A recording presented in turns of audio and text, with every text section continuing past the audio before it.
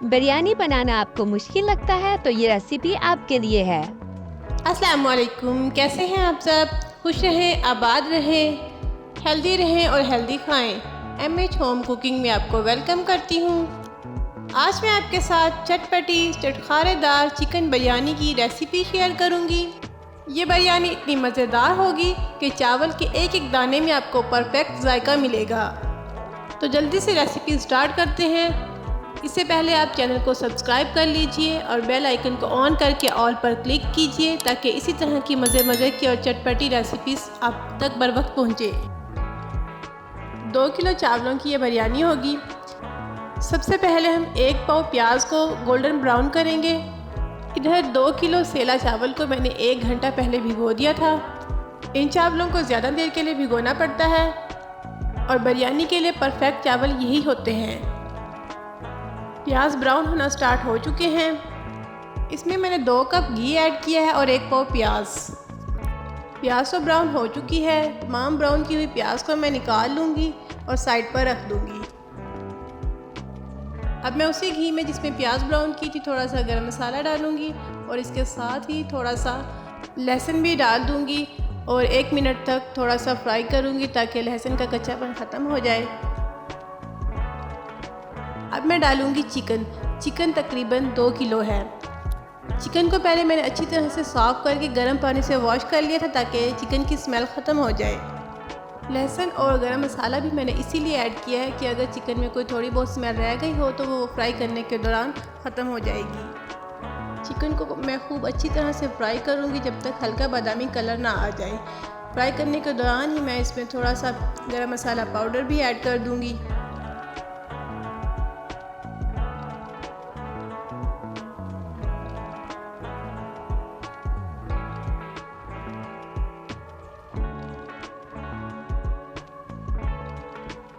Chicken जब fry हो जाएगा तो फिर मैं बारीक कटे हुए प्याज ऐड कर दूंगी। प्याज मैंने तकरीबन 3 पाव ऐड किए हैं।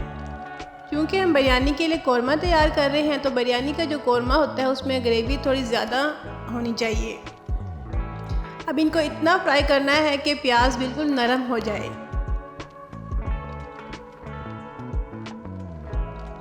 इधर मैंने लिया है चॉप किया हुआ अदरक 2 टेबलस्पून, चॉप किया हुआ लहसुन 2 टेबलस्पून और 3 टेबलस्पून चॉप की हुई green chillies, 4 tablespoon red chilli powder, 1 tablespoon korma masala powder, 2 tablespoon biryani masala powder, 2 tablespoon धनिया पाउडर, 1 टेबलस्पून हल्दी पाउडर और 8 टेबलस्पून सॉल्ट।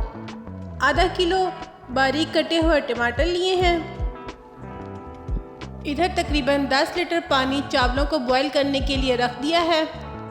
ये 2 टेबलस्पून सॉल्ट है, थोड़ा सा साबुत गरम मसाला है और चंद पत्ते पुदीने के हैं। ये हम चावलों को बॉईल करने के लिए पानी में डालेंगे मगर अभी नहीं। प्याज नरम होना स्टार्ट हो चुके हैं। जब ये प्याज नरम हो जाएंगे तो मैं ये तमाम मसाले इसमें ऐड कर दूंगी जो मैंने आपको अभी दिखाए हैं। तमाम पाउडर मसाले भी डाल दूंगी और खूब अच्छी तरह से मिक्स करूंगी।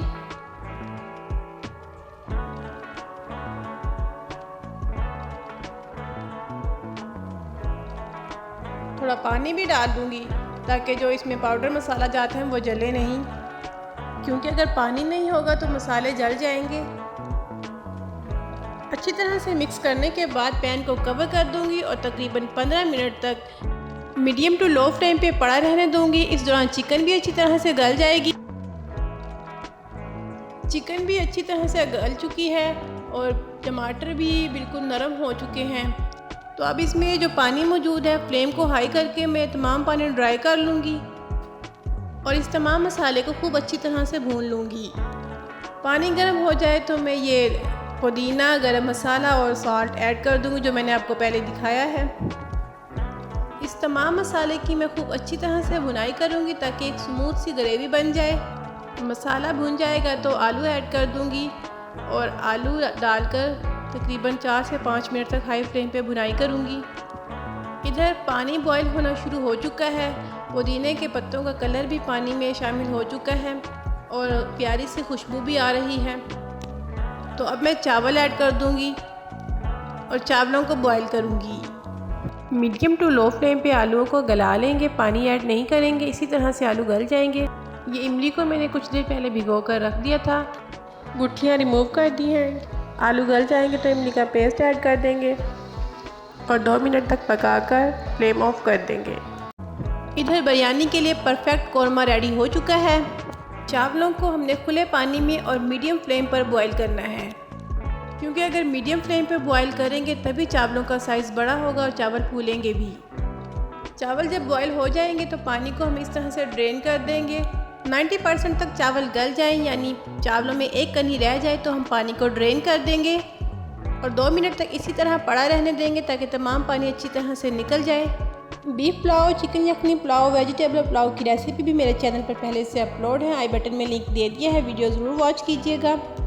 एक खुले बर्तन में थोड़े से चावल डालेंगे और इनके ऊपर थोड़ा सा कौरमा डालकर फैला देंगे। अब इसके ऊपर चावलों की एक और लेयर लगाएंगे और फैला देंगे। ये थोड़े से कटे हुए लेमन है, बारीक कटी हुई बंद गोभी है और कुछ पुदीने के पत्ते हैं। चावलों की इस लेयर के ऊपर ये चीज़ें थोड़ी सी इस तरह से फैला देंगे।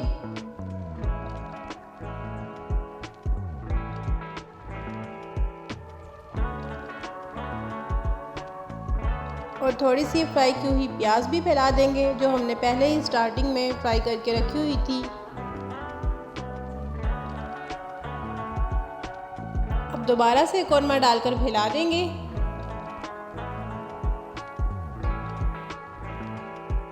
फिर से चावलों की एक और लेयर लगाएंगे। चावलों की ये तीसरी लेयर है। फिर से उसी तरह से कौरमा डालकर फैलाएंगे। चूँकि चावल ज़्यादा क्वांटिटी में है तो उसी हिसाब से हमें लेयर्स भी ज़्यादा लगानी पड़ रही हैं।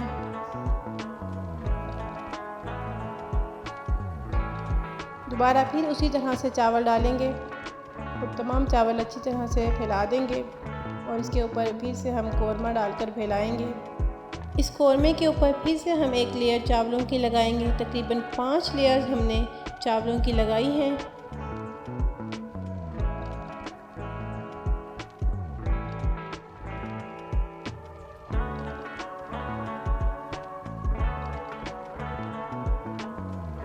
अब जो पुदीने के पत्ते, लेमन कटे हुए और बंद गोभी कटी हुई रह गई थी, वो भी इस तरह से हम फैला देंगे।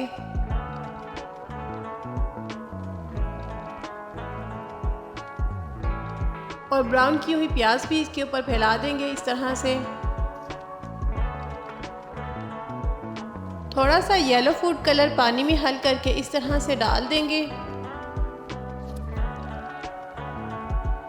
अब फ्लेम को लो कर देंगे और इस बर्तन के नीचे प्री हीटेड तवा रख कर बिरयानी को दम दे देंगे। प्री हीटेड तवे का मतलब ये है कि जो तवा मैंने पहले से गर्म करके रखा हुआ था। 20 मिनट दम पर रखने के बाद ढक्कन को हटाया तो लुक आपके सामने है। बहुत ही प्यारी खुशबू आ रही है और बहुत ही खूबसूरत लुक लग रही है। जिस तरह से और जिस मिकदार में हमने इसमें मसाले डाले हैं और जिस तरह से हमने इन चावलों की लेयर्स लगाई हैं, कौरमे की और चावलों की, तो आपको चावल के एक एक दाने में आपको परफेक्ट जायका मिलेगा। मज़ेदार, चटपटी, चटखारेदार चिकन बिरयानी तैयार है। अगर आपको मेरी ये बिरयानी की रेसिपी पसंद आई हो तो वीडियो को लाइक ज़रूर कीजिएगा और दोस्तों के साथ ज़रूर शेयर कीजिएगा और कमेंट करके ज़रूर बताइएगा कि आपको मेरी ये रेसिपी कैसी लगी है। अगर आप अफ़गानी चिकन मलाई कोफ्ता, हैदराबादी मटन करी, दावा स्पेशल चिकन करी और खट्टी मीठी चटपटी आलू शिमला मिर्च की रेसिपीज़ जानना चाहते हैं तो चैनल को ज़रूर विज़िट कीजिएगा। अपना बहुत ज़्यादा ख्याल रखिएगा और मुझे दुआओं में याद रखिएगा। अल्लाह हाफिज़।